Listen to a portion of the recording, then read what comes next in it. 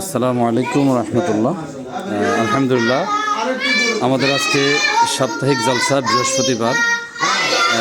সকল শ্রেণীর লোক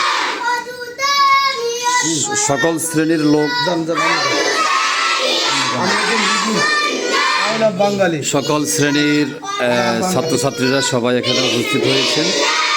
আলহামদুলিল্লাহ, এখানে আমরা যে অজুর যে নিয়ম কানুন যে অজু করার তরিকা, ওই তরিকা আমাদের প্রথম শ্রেণী নুরানি প্রথম বিভাগের ছাত্র মাহিদ পড়াচ্ছেন। সবাই পড়তেছে, আপনারা সবাই ভিডিওটা উপভোগ করবেন ইনশাল্লাহ।